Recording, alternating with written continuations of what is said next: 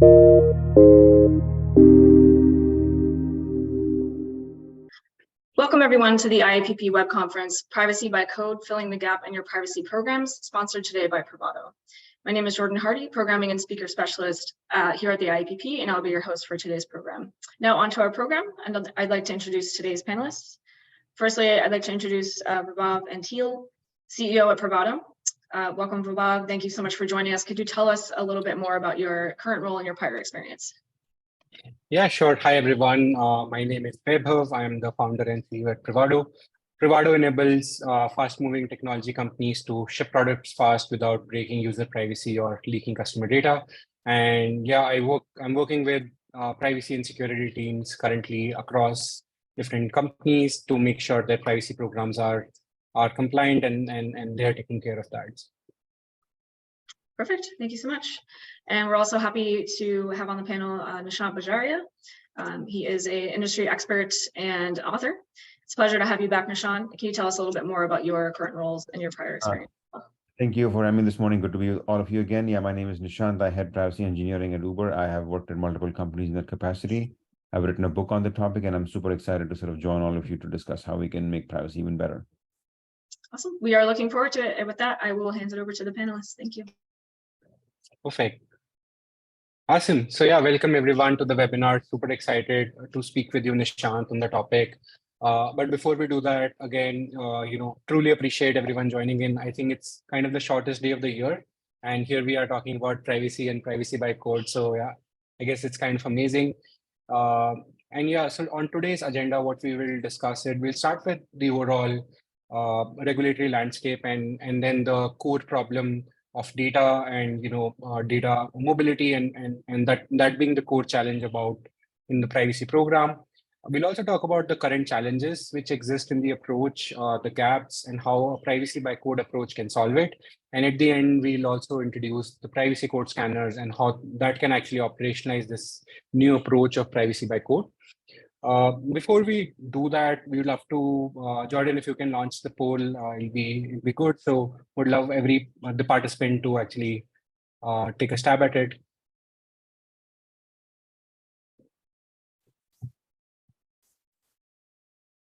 Awesome. Like we can already see responses coming in, so pretty excited to see where it lands.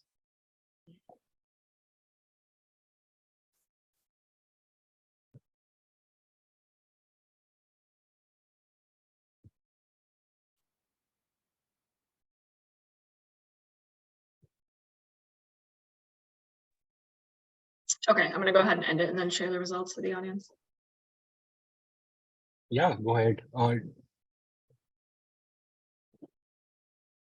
Awesome, perfect. So yeah, I think interesting result, kind of a split house with the data flow being the leading challenge. We'll talk about that. That's definitely a challenge we've seen across company. But yeah, it seems like all three kind of are like equally split.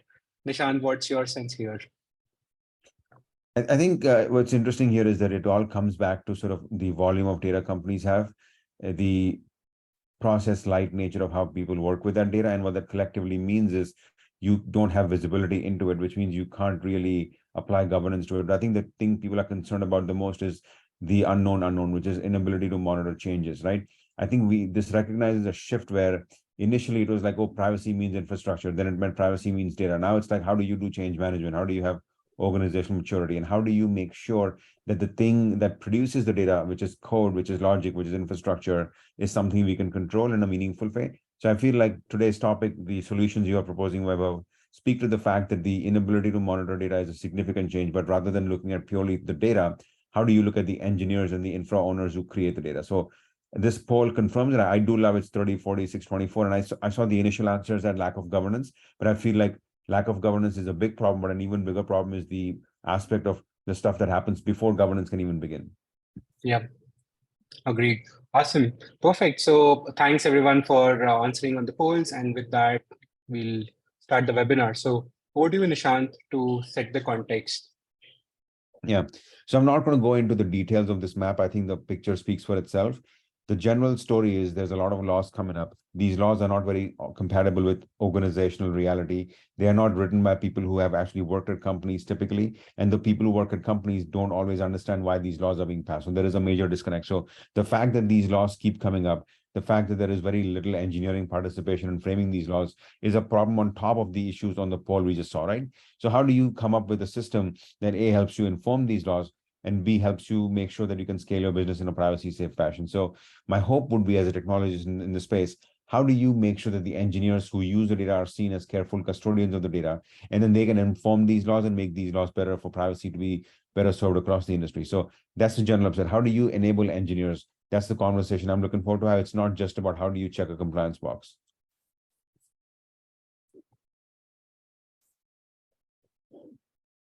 What do you have? Awesome. Yeah. And yeah, awesome. And yeah, it basically boils down to the same question, right? Like once the law comes in, it's the heart of it is actually data, right? That's what is being, that's what you're supposed to protect or govern, right? And that came up in the poll as well. But the interesting piece about data, it's completely fluid, right? So once it enters the org, so many copies of it get created. It enters at one place, but then gets copied into another database, enters your data lake, and then from there can very well move to employees' laptops, and then the data size keeps on growing. And that's kind of at the center of this entire privacy regulation. Or even if you take a sort of like a view outside of that, securing the data, protecting the data, governing the data, or even like managing data quality. Absolutely. And also the main issue that people don't always fully understand, internalize, is the volume will grow beyond a certain point. I hate to compare data to rats, but when you ever get your house fumigated, they'll tell you that rats can procreate really fast. And as a result, arresting their concern becomes very difficult. Like you can't manage that problem once it blows up beyond a certain point. Data is kind of like that. Once it enters your system, whether it's data stores, number of tables, number of files, number of bespoke systems, shadow ITs, laptops, unmanaged servers, those problems get really big. So how do you make sure that there is something working in the background to protect you from any kind of privacy harms, right? So it's like, I given this example many times before, which is how do you allow for safety when you transport yourself? You don't have to check the engine before you get on an airplane as a passenger. You don't have to check the seat belts when you get into your car that you buy from the dealership, right? So the goal here is how do you give engineers the tools without slowing them down to make sure that the volume, the spread of the data is something that you can contain?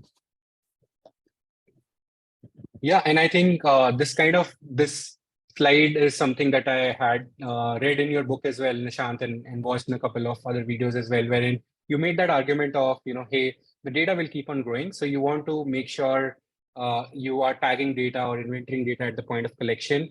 Do you want to talk about this a little bit? Yeah, so if you look at and this diagram I've shown many times in events, but I keep getting good feedback on it, so we tend to reuse this a lot. If you are solving for minimal organizational disruption, if you're trying to solve for this appearance of privacy and appearance of security, then this diagram is totally fine, because you wait for the data to get at rest, all the querying, all the analysis is done, and now you will be using that data in a very aggregated fashion. If that's your business approach, then this diagram is fine, because at that point, a bunch of the work is already done. The problem is the privacy security harms have already been happening at this point, right? The data is probably leaving the company, it's shared with third parties, you've made copies of it, you've downloaded it to laptops. So this diagram was fine maybe 10 years ago when everything was linear and everything was top down, because at that point you knew where to look and you knew what to look for. The problem with this diagram is, if you are trying to educate engineers, if you're trying to enable engineers, if you're trying to improve data quality, if you're trying to improve customer personalization, this is bad, simply because you are missing out on the opportunity to improve the data by deleting stuff you don't need, or avoiding copies of the data, or making sure that there is better access management, or making sure that the most recent version of the data is being used. So as an example, if you are using Google Maps or Waze, and you want to give them your customers ads based on their physical location, you probably need data that is no more than 10 minutes old. If you're traveling, for example, on interstate, and the goal is to recommend to you hotels, if you have driven past a hotel 10 minutes on, you probably are not going to turn around to go back to that hotel. You probably will keep going forward, look for the next interstate with a hotel in it, right? So sometimes having business context to data and the metadata is extremely critical. And so when you do governance at the tail end of the process, you miss all that out. The goal is to have governance, enforcement, data quality, engineer enablement happen concurrently on an ongoing basis as data flows from left to right, rather than happening at the far right. So when we talk about shifting left, that's what we're talking about. Improving engineers, improving the quality of the data as far left as you can go.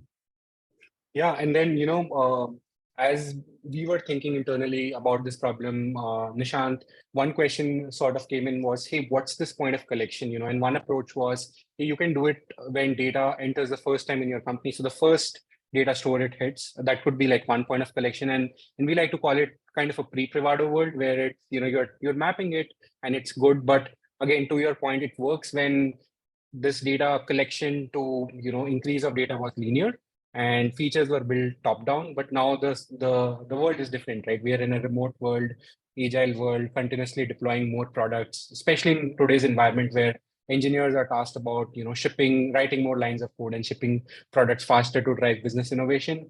The real important question is where this point of collection is. And if you truly think about it, it actually somewhere lies in the code, right? Essentially, if you look at the data, how it is actually entering your company, it's either entering via mobile app, a web app, API, or a service, or an SDK, which is part of like a Maps SDK, which is part of another mobile app, right? So the decision of, or the source of truth of data collection, sharing, storage, leakage is in the code. And again, like if you are on the data side of which is kind of in this diagram on the right side, if you're on the data side, sure, you will get to know what's entering your organization and what's happening. But to Nishant's point, it's already too late, right? Citing the same example of, you just need 10 minutes of location data to serve contextual ad on a Maps product. That decision of how much of that data you will need is actually going to be part of the code, right? Because the data is going to be data, that everything will be there. So that's where we kind of want to highlight is, if you are on the code side versus on the data side, like shifting on the code gives you those advantages. It also allows you to do some of the things which are truly data minimization, right? Like again, a simple example, taking a contact permission or continuously taking location data out of a device. These are decisions which will be part of your mobile apps code. So if you switch that off, that data won't enter your organization, which means that data will never grow into being inferred out of, or a social graph will never get created out of it. Yeah. And also, given how much code gets refactored, given how much code often gets reused, it's almost like you have to identify where to make the change the most. So what I'm trying to suggest here is we're not taking off the table the idea that you need infrastructural protection like access management and encryption. We're not suggesting you do away with that. What we are suggesting is you use them in a more targeted fashion. So you do not want to encrypt everything because not everything has that level of risk attached to it. You do not want to create access management for real-time use cases. If you call customer support, for example, find out why your healthcare premiums or your healthcare payments didn't happen on time, you probably want information as quickly as possible. So you want to make sure that there is business context attached to how data is protected. But what we're talking about is when you actually do the collection, when you make certain important decisions like spinning up a new data store or getting a new API or deciding who to share data with, those decisions are typically made in code, okay? And sometimes that code is written by somebody who has no idea what security or privacy or compliance risk is all about. So if you embed that in code, you will make sure that that logic will flow from the code to the services and the data that code creates. And then it'll trickle down further into warehouse. It'll trickle down further to third parties you do business with, right? The goal is to have more coverage, but what makes privacy by code a lot more practical is the fact that at the end of the day, you need to scale how you do this across the company. So you need training, you need more tooling, you need to identify the correlation between people who bring in the revenue and how much risk they accrue. So if there is a certain group that brings in only 3% of your revenue, but 35% of your risk, well, maybe you don't need that group anymore. Maybe they should be doing something else, or maybe that group is an incubating group for a big bet within the company and they need more training and tooling. But those sorts of insights will not come if all you are doing is protecting infrastructure and data stores. You need to look at who's writing the code to essentially have the organization tell you, in a manner of speaking, who needs help and who needs assistance from a privacy perspective. And then you can build tooling for them to help them out. So if you think about the offering you're looking at on the screen right now, it's not just a platform or a solution. It is also significantly important because it will give you insights about your own company that you otherwise wouldn't get given how engineering is set up these days. Yeah, and to your point, Nishant, this is kind of the evolution of different approaches we saw as well, right? Like it started with the process level approach, wherein you define a processing activity and then you do, mapping of data around that. kind of work for business processes, but when you apply it to engineering, it's kind of a nightmare, right? Because you end up producing data maps which are outdated. They take a lot of developer time. And what I like to call these tools are, you're making the developer work versus making the tool work for developers, right? That's kind of the first approach which we saw. And then the second one which we discussed was doing inventory on the data store level. Again, to your point, super important. You need to do access control. You need to know where your data is so that you can protect it. But the approach of doing it at the data store, it's already data is entered your organization. So you're kind of doing firefighting continuously, So it's like a new database comes in and then that's not protected. So you have to go and do that. And that's a continuous firefighting exercise, always reactive.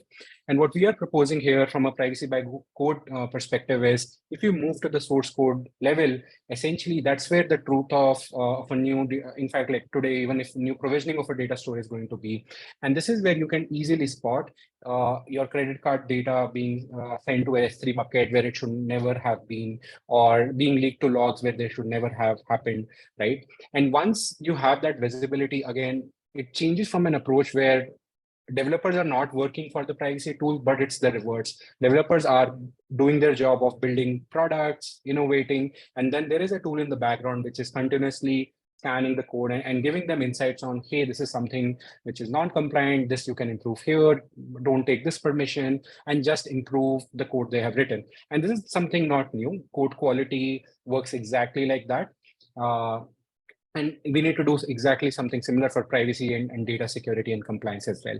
Another advantage that it gives is if you move to the code level, again, taking the business insight example, ownership of code is fairly established in companies because, again, like the same code has to be maintained, version controlled from a quality perspective as well, which means we can reuse those tools to define those ownership, which means you will have clear insight of, hey, if there is a specific piece of code processing credit card data or location data, which department, which team, which tribe, which product actually owns it. And that means you can derive those insights in terms of risk, reward, and privacy issues from an organization business insight perspective as well.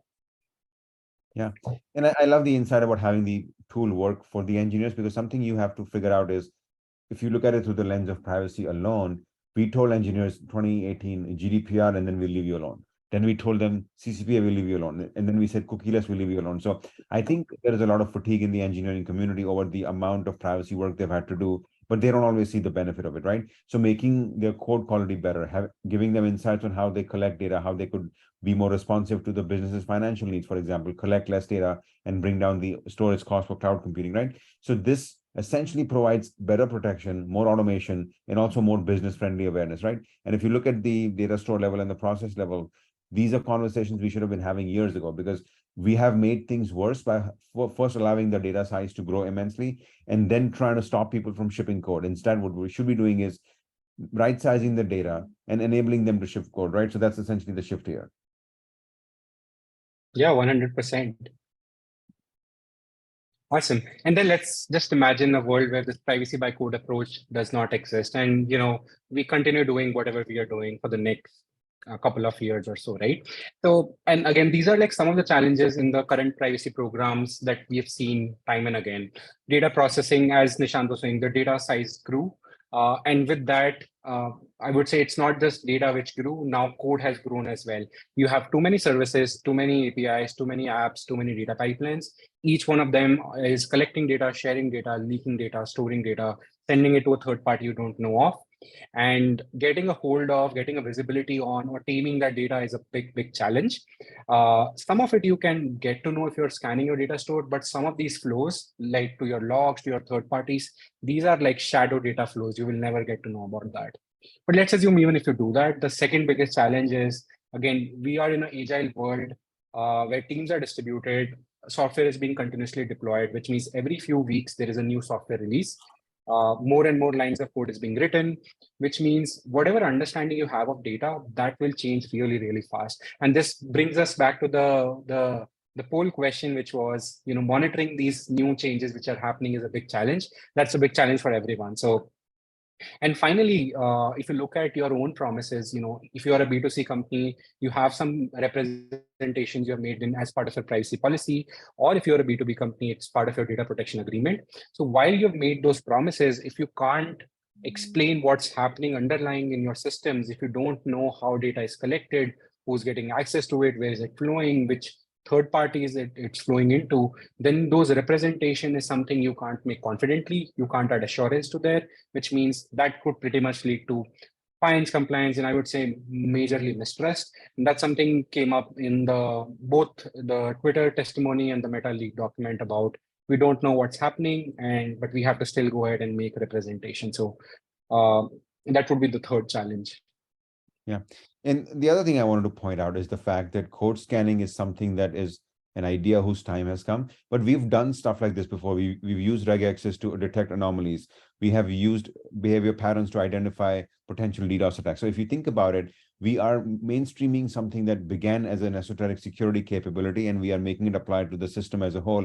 And privacy just happens to be one of many beneficiaries. So one thing people need to realize, especially those of us on this call here, is that this is not just a privacy tool, it's an organizational training tool to reduce risk and to make sure that things happen at a better level. And also, when you look at the code scanning as a capability, people across your company have been benefiting from this capability for a long time. So tell them that this basically extends from a pure security approach to a full engineering approach, right?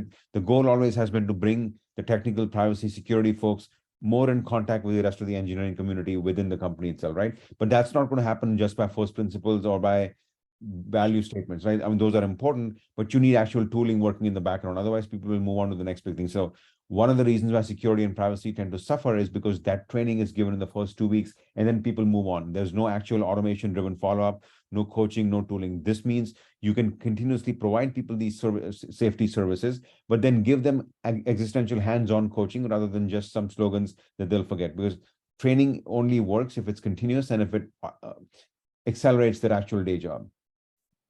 Yeah, and to your point, like we talk about just-in-time notices for the end user, just-in-time privacy notices for the end customer and end users. We need like just-in-time training as well for the engineers. When they're making the mistake, if you give them the context, then that's when they will remember, right? Else, everyone forgets. To your point, Nishant. Exactly.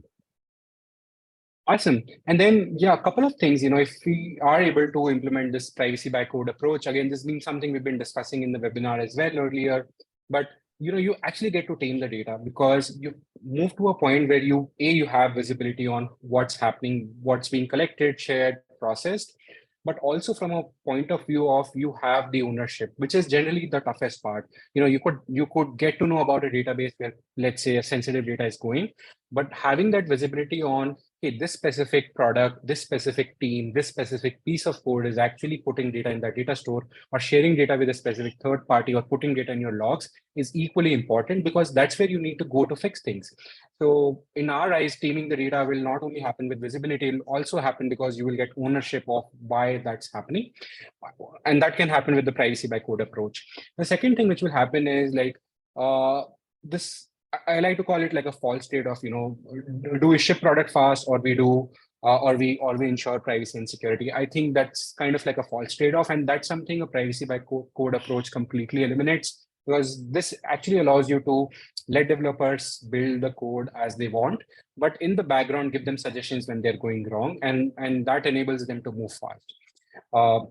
And finally, I think privacy by design is something which has been discussed in the community a lot, part of laws as well in different format, but it actually takes that privacy by design approach from a ERD or a PRD or a discussion design stage to actually when code is written. And that is where a lot of deviations exist, right? You could think about privacy by design saying, hey, we will only do this, but is it actually happening in code? That's something a privacy by code approach can actually enforce. You can eventually, build systems in which you can have guardrails about this is the PIA, which we did before we built the product, a privacy impact assessment, and that becomes a guardrail as code is being written. And if that gets, there are deviations from there, you can actually find them early and get them fixed.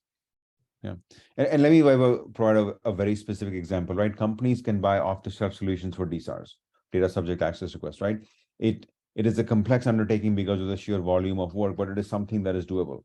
companies also have the capability to destroy and delete their data. So data erasure is also possible. These are engineering problems to solve. The fact that they are privacy security requirements is a different topic, but they're fundamentally engineering problems to solve. Two scenarios. First is, what if you say you've deleted some data and then there is a DSAR request that comes in from the same customer whose data you supposedly deleted, but then the extraction includes data that you had said was deleted. Now you've told the world in a very public way that you don't delete data correctly. So the correlation between deletion and DSAR is pretty weak for companies. And that is purely a function of the volume of data, the poor governance, poor service to data store matching, things like that, right? So by having some of this built into the code, you will be able to identify things early on, saying that this team is susceptible to DSAR requests. Therefore, maybe they shouldn't collect this data, or maybe they should delete them faster. So policy enforcement becomes a much easier problem to have, much easier problem to solve, because you have done it at the code level. The correlation between the same API collecting and then eventually extracting data is something that you cannot identify when the volumes grow really big, right? So you want to fix these things when the volume is small. So it sounds somewhat weird to do governance, not at rest in the warehouse, not in motion towards the warehouse, but at the collection point. That is when you have the maximal leverage. That is when you have the maximal opportunity. Yeah. And also that is when very few engineers in the company have yet found out that this data exists. Because once data exists, once it's in the system, people are going to find a new way to use it. It's like one of those meetings when people say, okay, I'll be done in 10 minutes, but once everybody's there for 30 minutes, the topics keep coming up, and before you know it, you're 5 minutes late, right? So the goal is to create governance and discipline and enablement hygiene before the use cases keep growing on top of each other. Yeah, 100%. And then, just to add to your point, you start building a DSAR or deletion process and you map your data stores, and that's where it starts. And then what tends to happen is there is a new service that gets written. Let's take the data from the same data store, which is part of your DSAR or data deletion API infrastructure, but then creates another copy of the database, which is not. And that grows equally fast than and you're not able to catch up to that, right? So those are the gaps which happen. And what I'm trying to say is, if you have the privacy by code approach, you can stop this from happening, because before things go live, engineers have full ownership, and you can also basically educate them, saying that, hey, if a new data store appears, before this hits production, we need to make sure it's onboarded to the central DSAR infrastructure or data deletion infrastructure, and then only it can go live. So that basically, again, to the point, it gives you less fires in your production. You are doing less firefighting and actually are more proactive. And again, I think there is some argument on the testing side that solving tests or solving bugs before they hit production is some 10 or 100x cheaper than solving them in production. I guess it's something similar for privacy and security as well. If you solve it early on, less firefighting and actually less expensive to do that. Yeah. And in the risk of mentioning everybody's favorite word, compliance, when you have a very compliance heavy regime, whether if you work in healthcare, you work in any kind of data about children, alcohol consumption, medicine, things like that, right? So that governance work becomes hard, because it is almost impossible to be very certain that A, your controls are correct, B, they're scalable, C, they're enforceable, and D, they're consistent. It's very, very hard to do that. So if you can start doing that at the beginning and tell people, hey, look, here's how we do infrastructure from a data security perspective, and if you can demonstrate that your code itself is risk sensitive, you have a much better shot of convincing regulators and auditors that the rest of the stack is fine. Because the further down right you go on the governance side, the more challenging it becomes. Because remember, the laws you are susceptible to, GDPR, CCPA, CPRA, are not very prescriptive, right? So at some point, compliance is about good faith, and it's about empirical verification, experimentation, right? So you want to shift the conversation to where you have the maximal flexibility, that is on the left-hand side. So for people who say on the left-hand side, shift left is for engineers and shift right is for compliance, I'm like, no, you need to shift left for both. If you do good governance from an engineering perspective on the left-hand side, compliance can follow soon after. And then when you end up with the warehouse data, the data will be smaller, better quality, and easier to finally get the SOC 2 report for. And for those of you who work for enterprise businesses who sell to enterprise customers, that will become pretty critical, because now you have internal audit as a customer, you have the auditors with those third parties as customers, and your auditors within your enterprise customers as customers, right? If you had to do that 3 times with the warehouse, you will slow down any machine learning algorithms that get built, you will slow down any kind of security work that is done, and you will be doing so with data that is getting staler and older and worse by the day. So I would say shift left as much as possible, but think of it not just as security or privacy, it's an engineering enablement platform, and it's also a way to reduce the trash that typically emerges from having to do compliance over and over again. Awesome. Thanks, Nishant, for that. Perfect. And sort of that brings into the point of, the privacy by code approach or the code scanners we've been talking about, that can, the entire privacy code scanners can actually operationalize this approach of taking privacy, shifting it left as part of the code.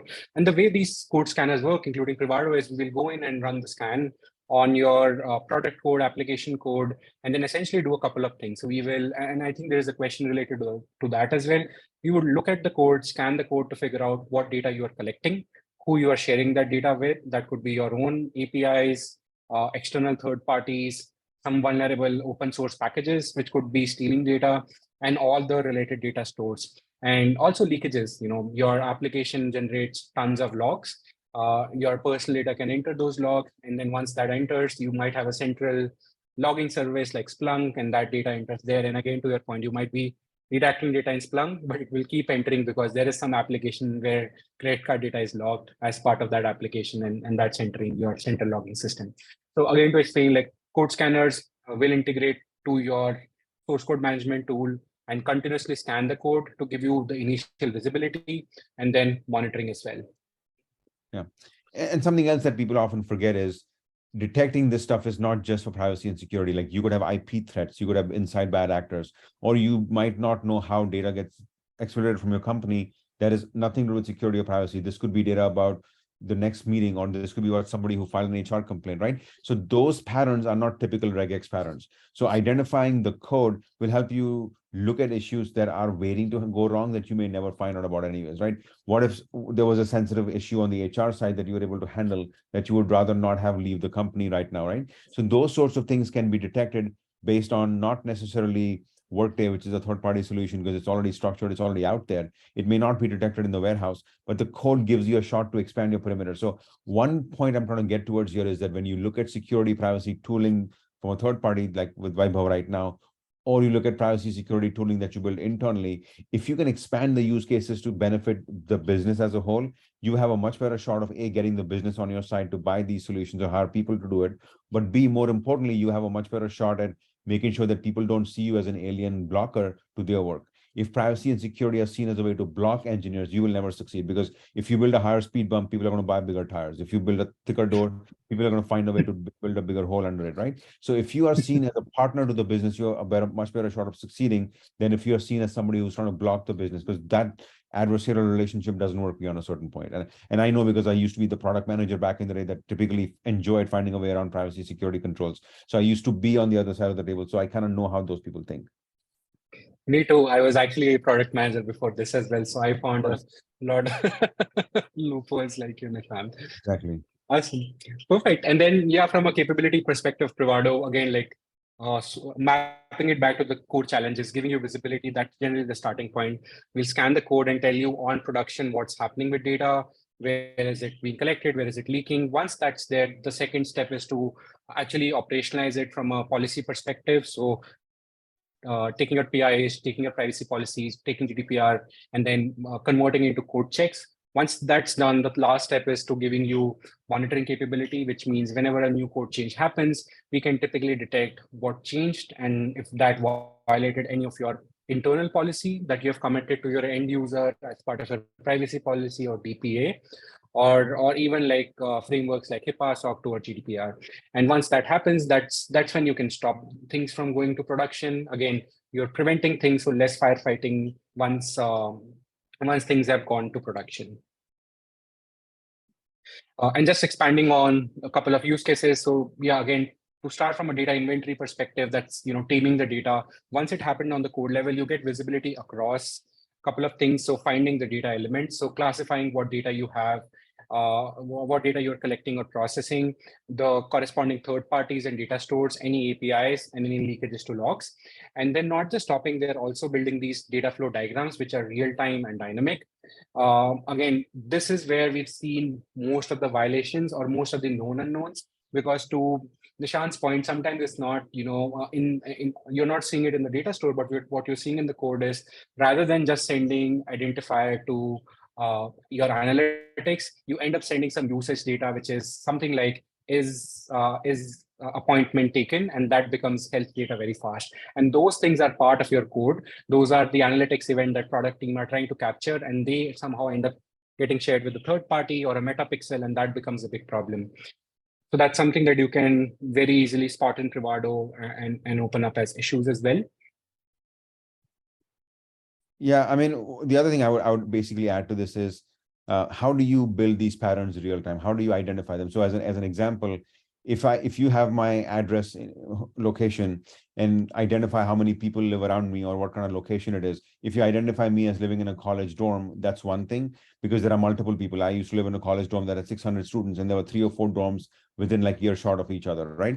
So those sorts of questions come up. But if you live in a small town of 100 people, and we have in the US, we have such small towns, that's a different proposition altogether. So the data enrichment is a risk here, but also understanding more about the data and the risk that flows from it is an idea as well, right? So looking at sort of the code as to where it was written, looking at who it affects, and you tailoring your governance accordingly is pretty critical, because at the end of the day, if the whole point of automation is acceleration and customization, and if we are telling our customers all over the world that when we have your data, we can personalize things better for you, or what we're doing with this solution here is telling engineers that based on your code, we can help you personalize privacy. So if we can personalize for monetization purposes across the board, surely we in the tech industry can eat our own dog food internally as well, right? So this is about making sure that the engineers and the customers have the same experience with how your infrastructure monetizes data.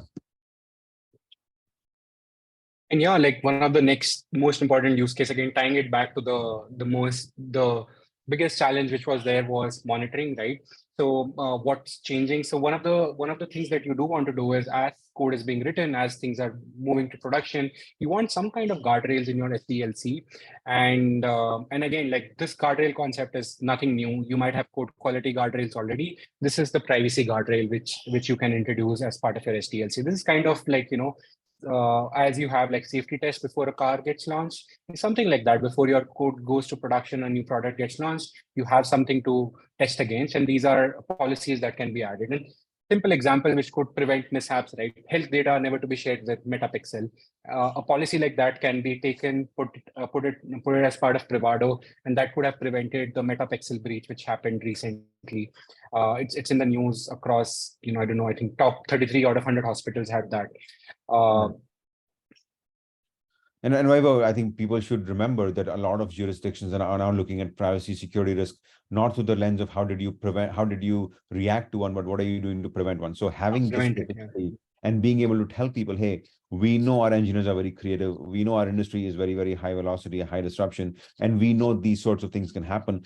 We have these protections built in. So it's about proving your innocence before you commit a crime. Not that I'm comparing engineers to criminals, but I'm telling people that if you want to demonstrate that you truly care about this stuff, baking it into code is the best way to do it. And honestly, just as engineers write code without having to worry about CI/CD, without worrying about BCDR, they shouldn't have to worry about security and privacy. So it's about making sure that your customers and your engineers have business continuity, because one way or the other, this change will have to be made. You could make it either at the warehouse level and have a significant disruption and delay, or you can do it as part of the code. And initially may slow things down a little bit for the first few weeks, but then once that gets baked in, your acceleration will take care of itself and will pay for itself twice over.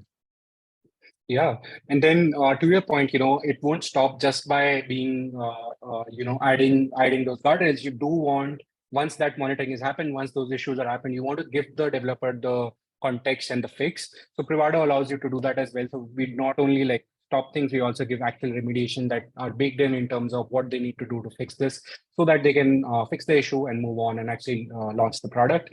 And this again goes back to the point, there's no trade-off. You can have velocity of product development and privacy security at the same time. Another thing is generating these GDPR, CCPA reports. So like a lot of manual effort and time is gone into creating, like, for example, reports like GDPR ROPA reports. And then there is like annual exercise of continuously maintaining them and updating them. Another key use case, a compliance use case, which Privado helps out, is these reports become dynamic, which means if the code changes, the report changes, right? So not only do you have guardrails in terms of what goes out, it also goes ahead and takes care of a lot of the paperwork or a lot of requirement in man hours required to update these reports automatically. So whatever changes in the code, the reports also get updated accordingly. And I think something else people often forget is everything is quantified. And security is important, privacy is important, platform safety, physical safety, they're all important, as is the business's ability to make revenue, right? And you will be faced with a question at some point in your career as to, this is a risk on the business side. We have a customer-facing feature that is broken that is affecting 50% of the company's revenue. This is a potential privacy risk that will affect 60% of the company's revenue. You will need those metrics because at the end of the day, after the SVPs are gone, after the CEOs gone back to the headquarters, you will be in a room with an engineer trying to convince that engineer that the privacy issue is worth saving, worth solving, and it's worth fixing, right? So having these sorts of metrics is pretty critical. Otherwise, how do you quantify it, right? Like if you don't know the risk, if you don't understand the risk, if you don't know where the data is, if you don't know what the downstream impact will be, how on earth are you going to quantify it, right? Because at the end of the day, having those metrics will get prioritization decisions made. So I would say this entire platform that is fixing the code, identifying potential risks, addressing data risks before they happen, improving tooling and training, building better metrics is a circular motion. These are all self-reinforcing connected dots in a concentric circle, right? You want to think about this not necessarily as process, but that's kind of what this is, except you are taking away the suspense, taking away the surprise, taking away the risk and making it work in a scalable, mature fashion. You don't have to worry about your taxes more than once a year, hopefully. You don't have to worry about your dental checkup more than once every 6 months. So again, you shouldn't have to worry about privacy every single day because the tool is doing the work for you. Everything from enabling engineers to detecting risks, to addressing risks, to providing metrics. It's all part of one cumulative platform rather than 100 different bespoke tools. Yeah, thanks, Nishant. Completely agreed. And yeah, I think that kind of brings us to the end of webinar. And the next month is going to be Privacy Day, and corresponding, like, a lot of activities will happen. Privado is, we have an initiative of Privacy Stars where we want to acknowledge and honor the privacy professionals working. If you know of your peers, please go to the link and nominate. Also, we also have an active Slack community where Nishant, me, people from Privado, other privacy teams as well, about 100 folks are there. You can join there and ask any questions offline as well. And we continue to meet every couple of weeks and discuss things. So. And then, of course, I just want to give a big thank you to Privado for sponsoring today's program, so that it's free to everybody. And we look forward to seeing you on web conferences in 2023. Thank you so much. Thanks to both of you. Thank you. Have a great day. Thank you.